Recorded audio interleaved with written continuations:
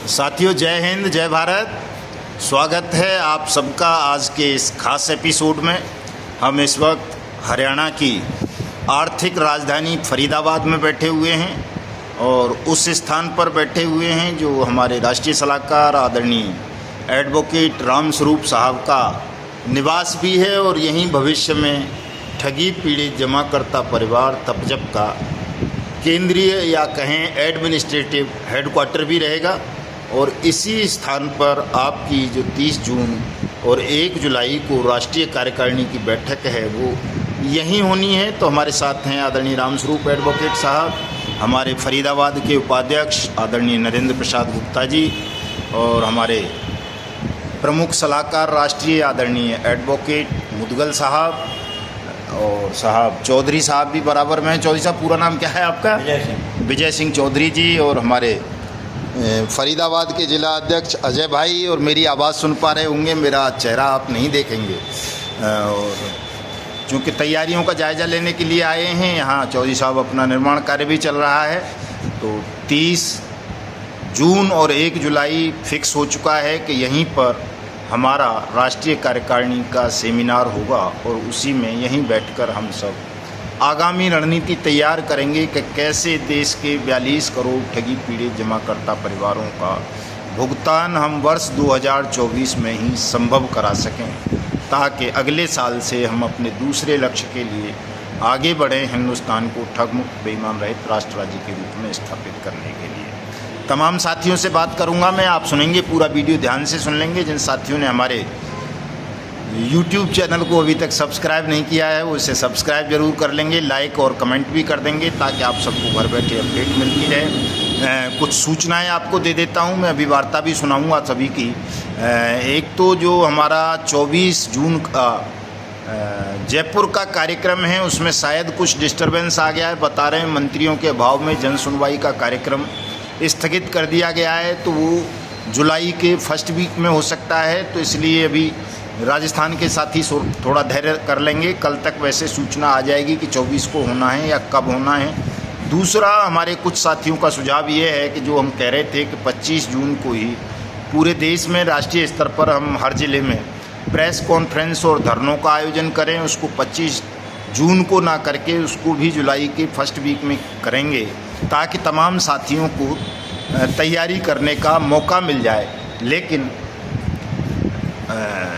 जो हमारा फतेहपुर का कार्यक्रम है 25 जून का वो फिक्स है। फतेहपुर उत्तर प्रदेश में कार्यक्रम रहेगा, प्रेस कॉन्फ्रेंस भी होगी और जिला कलेक्ट्रेट पर धरना प्रदर्शन भी होगा।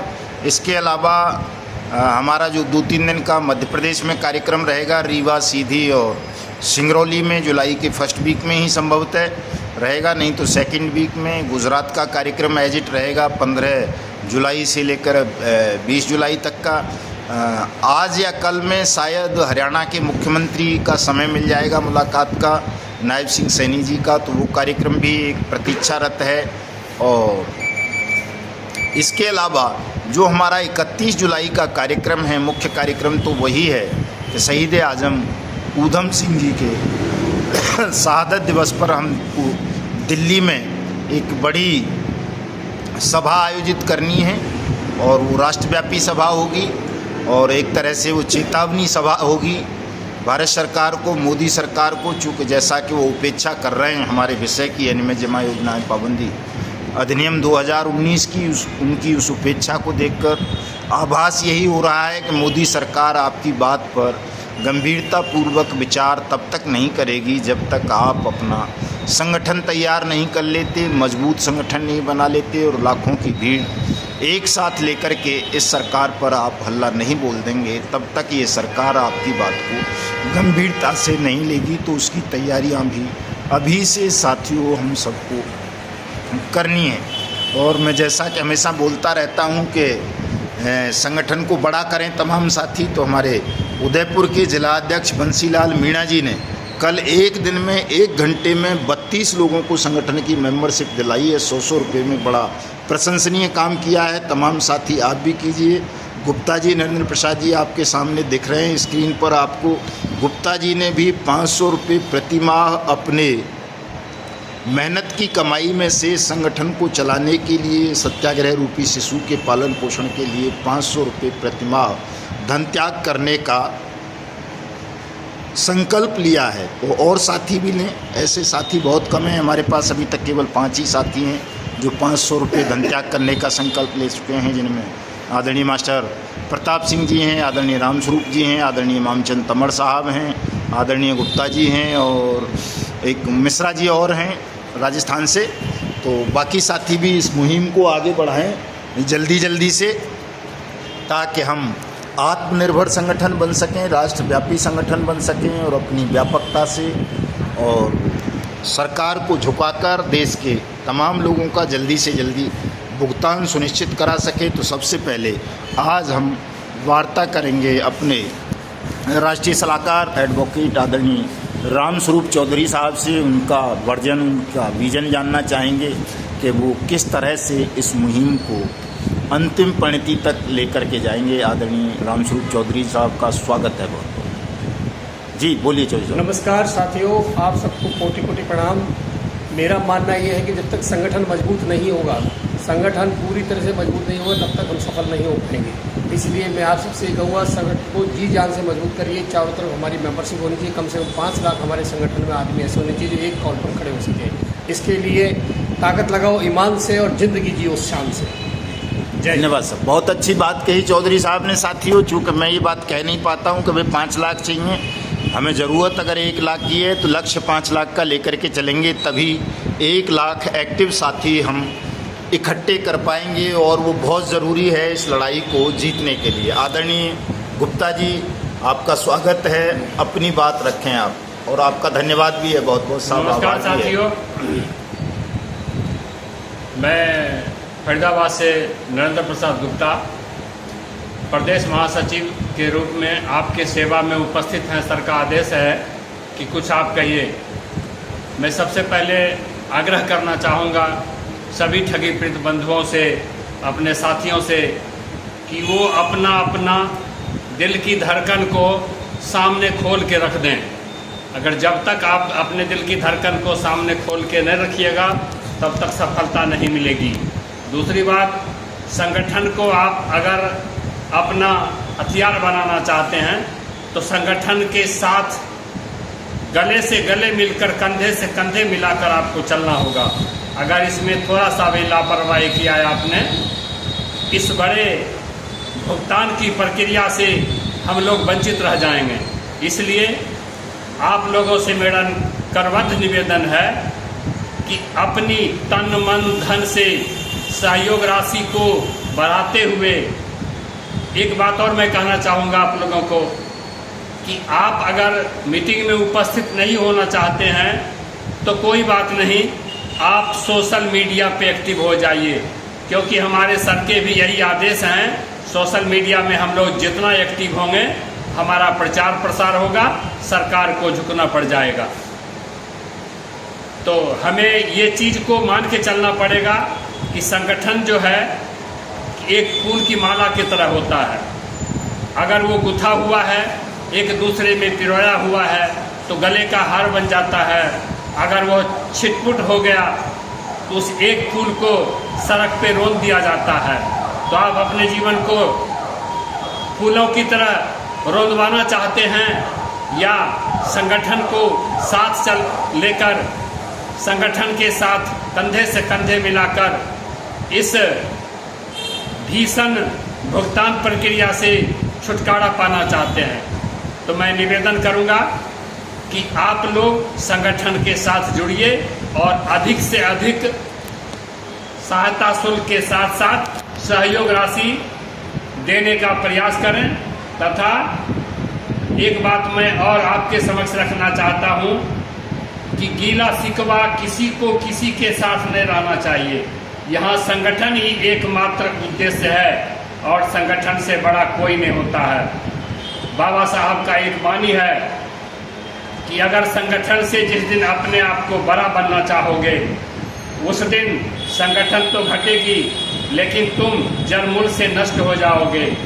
साथियों, मैं आपसे निवेदन करना चाहूँगा कि इस तरह की नौबत हमारे पास ना आवे, हम संगठन को जितना हो आगे बढ़ा के चलें, और यही मेरी आखिरी ख्वाहिश है, यही मेरी आखिरी तमन्ना है। नमस्कार जी। धन्यवाद गुप्ता जी, बहुत बहुत आपका। और अब हमारे समक्ष हैं हमारे प्रमुख राष्ट्रीय सलाहकार एडवोकेट हेमंत मुदगल साहब। मुदगल साहब, स्वागत है आपका बहुत बहुत।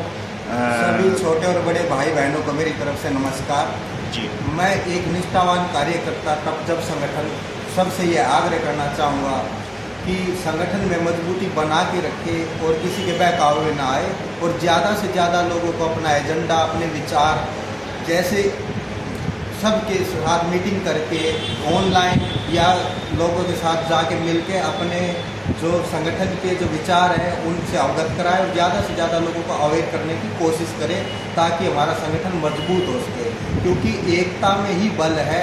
कोई भी सरकार उन्हीं लोगों को सुनती है जिनका वोट बैंक होता है।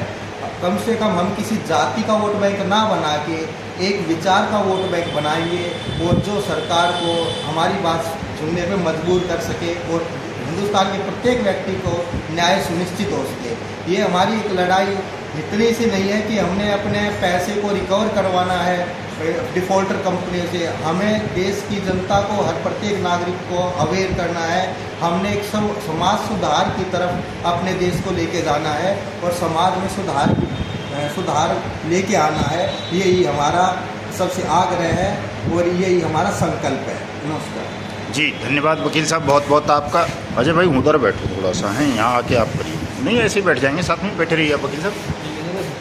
बैठिए अजय भाई, बैठिए, कोई बात नहीं, देर मत लगाओ, ढीले मत पड़ा करो अजय भाई, टाइट रहा करो। अब ये हैं हमारे फरीदाबाद के जिला अध्यक्ष अजय कुमार जी। स्वागत है आपका अजय भाई, बहुत बहुत। चूँकि आप एक तरह से क्या बोलते हैं साहब उसको, आतिथ्य और अतिथि में आतिथ्य रहेंगे आप यहाँ, मतलब मेज़बान रहेंगे राष्ट्रीय सेमिनार के फरीदाबाद के साथी। तो फरीदाबाद के जिला अध्यक्ष हैं, उन्हीं के गृह जनपद में हमारा एक कार्यक्रम होगा राष्ट्रीय सेमिनार। तो अजय भाई स्वागत है आपका, आप अपने विचार व्यक्त करें, कोई अपील करना चाहें तो अपील करें। मैं अपने सभी संगठन के साथियों से एक विनती करना चाहता हूं कि संगठन की मजबूती के लिए हमारे संख्या बल का होना बहुत ज़रूरी है, और इसके बिना हम तो चलेंगे, बट अगर उसकी संख्या बल हमारा अधिक होगा तो और हम अपनी बात को बड़ी मजबूती से रख सकते हैं। इसका धन्यवाद अजय भाई आपका। तो साथियों, मैं कल की तरह पुनः आपसे एक अपील कर देता हूं कि जो साथी गंभीरतापूर्वक इस लड़ाई को लड़ना चाहते हैं वही इस राष्ट्रीय सेमिनार में आएंगे 30 जून और 1 जुलाई वाले में। जो साथी गंभीर नहीं हैं, संयम जिनके पास नहीं है, बहुत जल्दबाजी का शिकार हैं, ऐसे साथी आने का कष्ट ना करें, चूँकि वो बेवजह अपना समय और धन व्यर्थ करेंगे। वही साथी इस कार्यक्रम में पधारेंगे जिन्हें लगता है कि हम संगठन के माध्यम से, सत्याग्रह के माध्यम से और संसद द्वारा बनाई गई विधि, अनियमित जमा योजनाएं, पाबंदी कानून 2019 के माध्यम से अपना और अपने लोगों का भुगतान प्राप्त कर सकते हैं। तो जैसा कि मैंने बताया था पहले भी कि आपकी रात्रि विश्राम की व्यवस्था भी यहीं होगी, भोजन की व्यवस्था भी यहीं होगी, और लगातार 2 दिन हम गंभीर मंथन और चर्चा इस विषय पर करेंगे। तो आइए तमाम साथी, स्वागत है आपका सबका, और इस वीडियो को आप ज़्यादा से ज़्यादा शेयर कर देना साथियों, ताकि तमाम साथियों को कार्यक्रमों की सूचना मिल सकें और सब इसमें सहभागी बन सकें। जय हिंद, जय भारत।